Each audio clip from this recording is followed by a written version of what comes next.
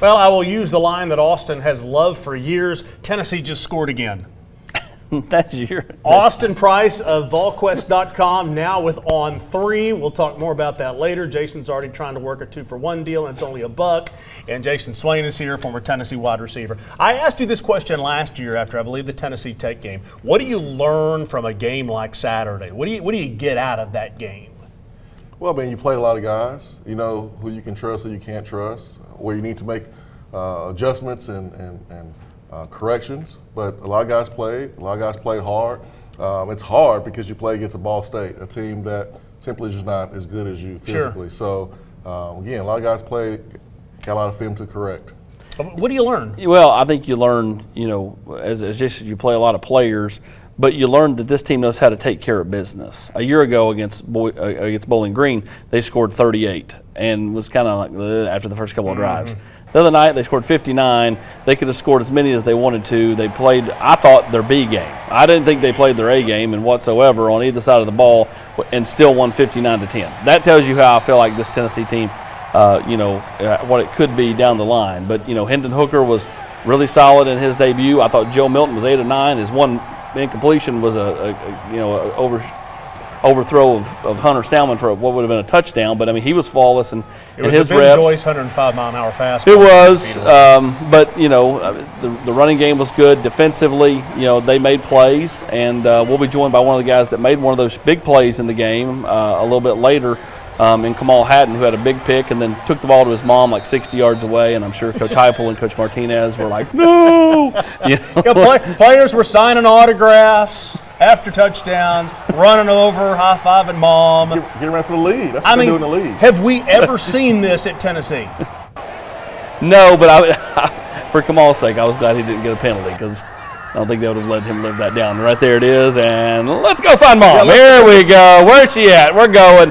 I saw her on the ball walk. One family member had his correct number, which is 5, and one member had the old 13 jersey on the fall walk. He gives her the point, and then heads back to, I'm sure, a great talk on the sideline. Oh, to be a fly on the wall on that one. Jason, did you ever, after a touchdown, the Cal game, okay, you score on a long touchdown, did you run to anybody and high-five them, say hi to Mom, or did you just go back and? No, I was scared of Coach Cutcliffe. I didn't want that smoke.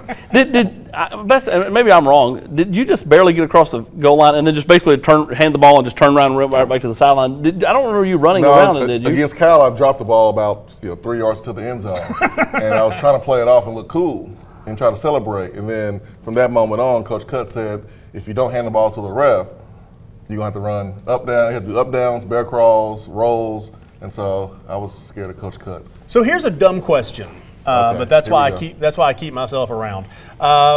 More impressed with the offense or defense in a game like that?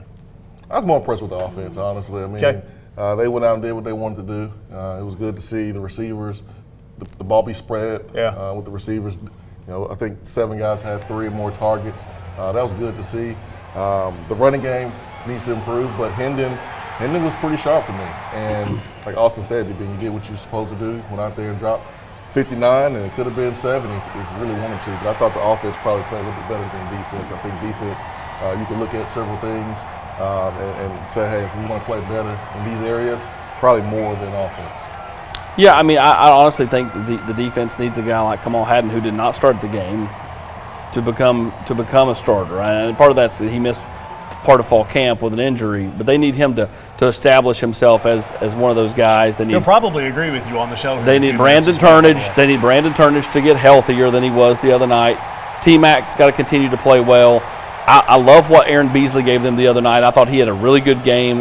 You know what you're getting out of Banks. They need Jawan Mitchell to get everything going off the field right. That way he can get back out there and help this team. And ultimately, they got to be able to get to the quarterback. Part of that, though, was how Ball State moved the pocket, how they got the ball out of the quarterback's hands like a snap of a finger. Like they were not going to allow the quarterback to sit back there in the pocket and let Byron Young and some of those edge pass rushers to tee off. That was not going to be allowed. I mean, Alabama, as good as they are with Will Anderson and all those guys coming off the edge, they had 0 sacks last night against Utah State. So, I mean, I don't get super worked up about the lack of sacks against Ball State. Let me ask you a question. We talked to Jason, this is for you as a former player. We talked about this before when Pruitt was here. There were a number of games where Tennessee was kind of like dead man walking out there. There was no energy, there was no enthusiasm, there was no nothing. When you watch this game the other night, boy, there was electricity the whole game. Why is it different? What's different? I mean, it's the entire culture. I mean, those guys have fun. I mean, they have fun in practice. Fun is what the coaching staff encourages. And then it's hard to run through the tee in that environment on Thursday with the light show and the crowd screaming at you and not be fired up, not be juiced out of your mind to go out there and play. It's a combination of multiple things. He said culture, and I agree with him. It's also style of play. Defense, they try to attack. They bring pressure from all angles. No, they didn't blitz a whole lot the other night because they didn't need to. Didn't have to. But I expect that to change going forward. Offensively, they play at such a fast pace. And then, two, what the athletic administration has done as far as bringing fireworks on top of the stadium, putting the Vol sign up, doing all the different stuff that they're doing. It just helps the game day atmosphere, which adds a little extra electricity inside Neyland.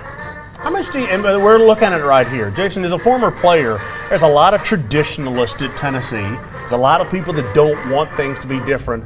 But Danny White has come in and said, if we're going to compete, we got to win in everything. And that means jumbotrons at both ends. That means nice leather chair back seats at the 50-yard line. It's the small things that he seems to get. Well, I mean, he's listening to his players. He's listening to his coaches. I mean, you can't find yourself in a kind of an echo chamber where you're only listening to yourself talk and listen to your own opinion and own ideas. This administration, this coach staff, they listen to the players, and the players have told them what they like, and that's important when you're going out trying to recruit the best players in the country. Well, you go back to the, Sterl the Pearl was nowhere to be found with the last staff. He's back out there pumping out tunes. Kids like that. I mean, seriously, the kids like that. Yeah. They like black jerseys. They like gray jerseys. They like black helmets and gray helmets and all the stuff. Tennessee's never going to get away from being orange and white, but there's going to be moments where they wear all black or where they wear all gray, and it's okay. It's okay because ultimately, it's about the kids. 5 of the 7 home games are going to be in orange and white. There's about to be 1 or 2 where they vary off something else. And here's the other thing about the black: they wear all black. They can wear that on the road because it will be a stark contrast to whoever's home team, unless they are a dark color. All right, let's take a break. When we come back, we will talk about Kamal Hadden, Tennessee defensive back, when we come back on The Locker Room, connected by Iris Networks.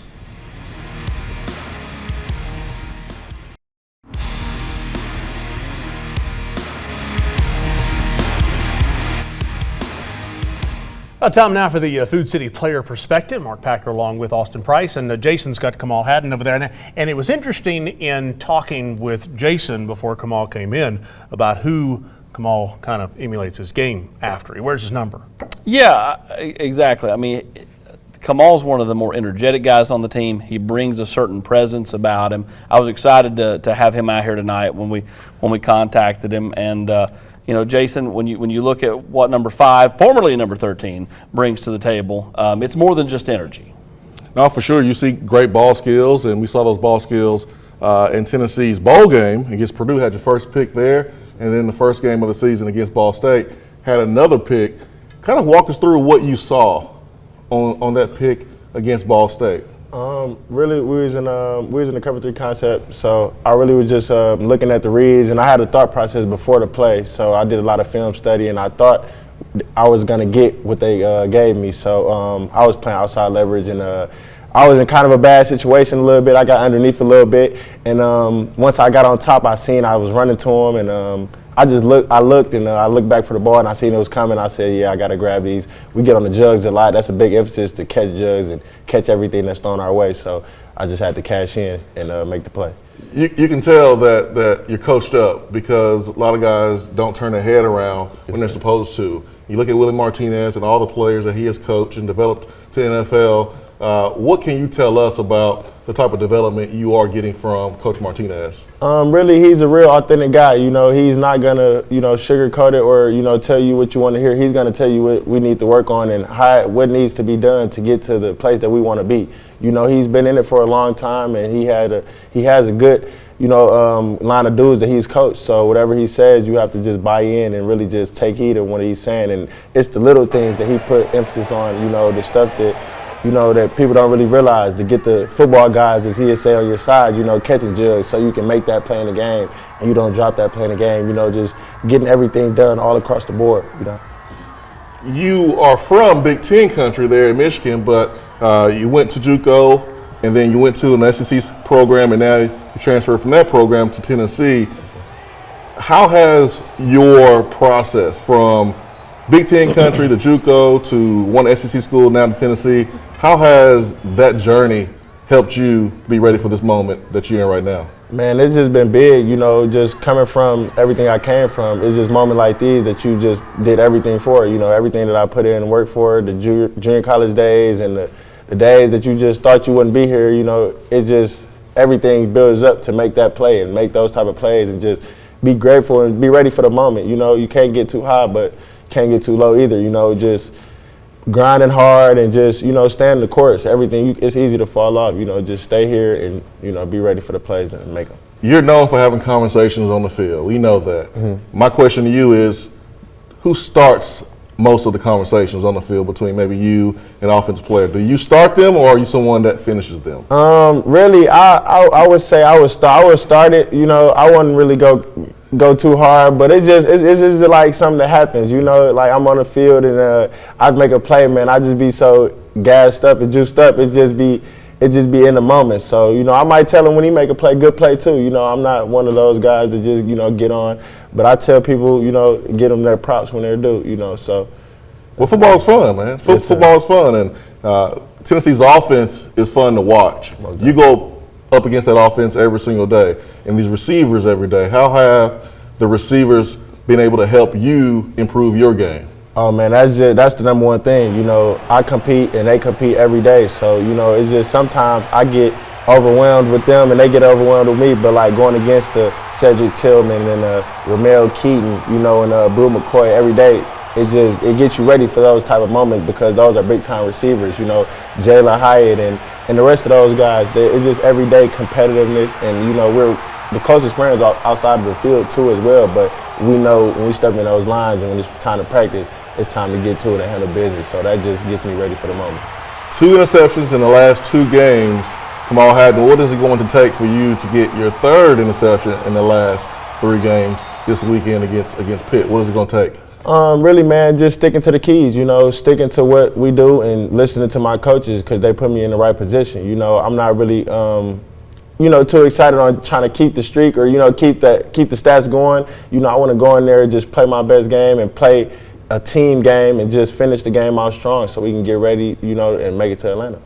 How special was it for you to make a play with your family in attendance? I know I got a chance to see Mom and some family members before the game, rocking your jerseys. How special was that for you to make plays while your family there watching? It was real big, man, just because I'm a real family guy, you know, and if you know me, then you know that. You know, my brother, he's one of a kind too. He's incarcerated, but he gets to watch me too. So even just him seeing me on TV and my mom being there, it just brings a lot of juice. And that's where the energy comes from, you know, knowing my mom is watching me in the stands and knowing like my brother's out there from home watching me, you know, wherever he's at too. So it just all brings the juice and energy, and it makes me play better and it helps my game a lot. One of the hardest things for a football player is being hurt. And you spent some time during fall camp out. Yes, sir. And I'm pretty sure that was tough watching other guys compete for the same position that you're competing at. Where was your focus level? How were you able to, when your number was called, go in and be able to make plays even though you did miss that time in fall camp? Yeah, it most definitely wasn't easy, you know, and I applaud my coaching staff and just everybody around the facility on helping me with that, you know. Being a guy that's from a JUCO, you know, it's sometimes hard to handle certain things, you know, like that. But really just staying focused on staying locked in on knowing, you know, what's the end goal. You know, right now I might be hurt, but like, what are we in it for? You know, what does the team need me to help? So, and that's just staying locked in on notes, staying locked in on film, helping the younger guys, you know, because I'm a big energy guy, like everybody knows that. So I just got to come in and be myself every day and still be locked in, taking the reps off the field mentally like I would if I was on the field. So. All right, let me ask you this. You have a chance to get a pick, not a pick six, but just a normal pick. Are you taking that, or are you taking a big hit that causes a fumble? Which play are you taking? I'm taking the pick, man. I gotta get my hands on the ball, man. I want to get a pick six soon. So that's one thing I want to really emphasize and get my mind on heading to is getting a pick six. So yeah, I take the pick. How old were you when you say, you know what, man, Jalen Ramsey, that's a guy that I want to pattern my game after. I love the way he played. How long or how old were you when you first started watching Jalen Ramsey and said, you know what, I want to be like him on the field? Really, when it was, I always knew of Jalen Ramsey, but the time that made me want to, like get my game after him a little bit is when he got to the Rams and on the Jags, really, But I always been this type of guy, just have high energy, talking smack because I'm the baby of 5. So I talk a lot, and I get my family and my friends just real riled up. But yeah, it was about when Jalen Ramsey got to the Jaguars that I seen, that me and him have some similar traits and he's the best. So I always want to simulate my game after the best and, try to be the best, to work to be the best. So we know you had a pick. Give us a prediction of one of your teammates who you think will have the next pick in the near future coming up. I would say, let me see. I say Warren Burrell, man. Okay. Warren Burrell, he's in due for it, and he works hard because he helped me a lot, outside the field, and just being able to be calm in the moments and be mature, because he played a lot of football. And we're even the same age, but he played a lot of football, and I come from a different background than he comes from. But he keeps me going, and I feel like his pick is going to come soon, and he's going to be a real big player for us this upcoming season. People say the receivers are DBs. Receivers are divas. People say that DBs are divas, but you kind of have to have a lot of confidence, right? Because you got to have a short memory. You got to have a lot of confidence in yourself. Why is it important to have a short memory? Just because one play you can make the biggest play in the game, and then the next, everybody will forget about it if you get, beat on the touchdown or beat on one catch, So it's really big, and that's one thing Coach Martinez emphasized on us, is having a snap and clear mentality, good or bad, right? After the pick, we were happy and celebrating, but he had to bring us back down to tell me, come on, you got to make another one. That was good, but it's time to make another one, and you can't just get too sucked into just one play, high or low. You got to stay level-headed and be ready to keep playing. All right, last question, Kamal. How important is it for your defensive linemen, the front seven, to get that pressure on the quarterback? Makes your job a whole lot easier, don't it? Yeah. I tell B.Y., Amari, and Tyler Barron all the time, like those guys, the first guys I talk to before we jump out and run into the field. I tell those guys, just be ready, get after them, and we're going to cover them. We work together hand to hand. It's all 3 levels of the game, all 3 phases of the game. So, we just have a good relationship off the field, and having a good relationship on the field, that helps a lot, because when I get them that look and they give me that look on third down, they know it's time to cash in, and that's just the big emphasis of everything we do. Love it. Kamal Hadden got the juice on the field, and he brought the juice tonight with us, guys. Absolutely. Always great to hear from guys that are excited to be at Tennessee. And speaking of that, as we go to break, your opportunity as a fan to help out the NIL initiative, if you will. Yeah, join the volunteer club, and powered by Spire Sports. For as little as $5 a month, you can join the volunteer club and interact with the players and kind of get cool gifts like hats, koozies, autographed pictures, get to come to cool events. They might even have some events up in Pittsburgh this weekend. And a cool event is coming up. We'll talk about that and more about the Pittsburgh game when we come back on The Locker Room, connected by Iris Networks. Humana takes us inside the huddle, and this week, let's just go ahead and talk about Hendon Hooker. Got off to the start we expected him to. 2 touchdowns through the air, 2 on the ground, 220 yards passing. Yeah, did exactly what you want him to do. Was a good leader, didn't turn the ball over, and put Tennessee in a position to be successful, and they were. So Tennessee now goes to Pittsburgh. The quarterback's off to the NFL, quarterback for the Steelers now. Tennessee about a 4.5-point favorite against a team that had a mighty comeback to beat West Virginia 38-31. Did you see any of that game? Absolutely. Yeah, I watched a lot of it today. 2 weird halves. The first was defensive, and the second half was like watching a casino game. Slovis he's an NFL quarterback. He is no, Kenny Pickett, but he's mobile. He can make good throws. They got some receivers that are big. They're physical in the trenches. The whole offensive line is returning, and defensively, you better be ready for a street fight. Yeah, the biggest thing they'll struggle with is just the pace, and that's the one thing that Pat Narduzzi talked about with us on The Nation tonight was as fast as Tennessee was a year ago. they're even faster this year. Every 14 seconds they were running the play like clockwork. And he said it was really impressive to see how much faster their tempo had gotten since they played them 1 year ago, and how much better Hendon Hooker had gotten since he came in relief of Joe Milton last year. We have talked about before the season started that the season should almost be 3 seasons. 4, 4, and 4.